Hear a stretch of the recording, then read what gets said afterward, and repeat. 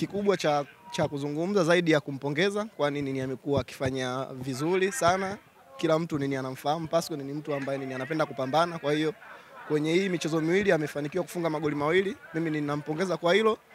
Na pia tuna challenge ambayo akifunga mimi nini nampa pesa. Na yeye mimi nikifunga nini ananipa pesa. Kwa hiyo leo hapa kuna pesa yake nini ananidai na fresh leo kafanikiwa. Mchalo. Alikulipa na Zanzibar.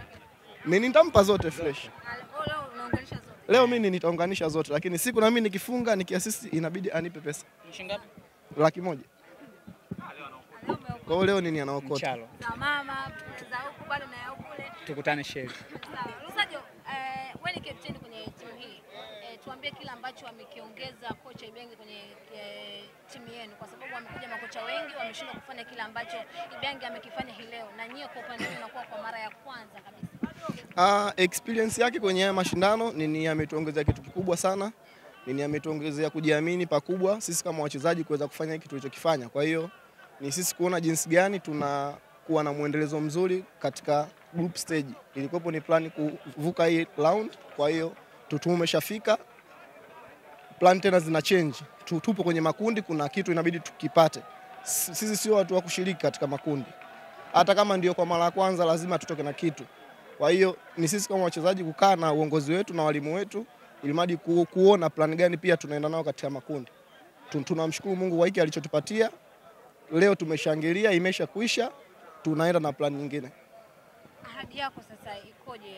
Unaahidi kufanya nini kwenye hatua hiyo, kwa sababu mmeshafika kwenye hatua ya makundi, mnawaza tena kwenye hatua nyingine, labda robo finali, nusu finali, mpaka kwenye hatua ya finali, kwa sababu tumeona Simba na Yanga wamecheza kwenye finali mashindano haya. Mimi ninaahidi kufanya vizuri katika hayo hapo mashindano husika. Sisi kama Azam FC tutajituma kadri ya uwezo wetu kwa kusikiliza maelekezo ya walimu wetu.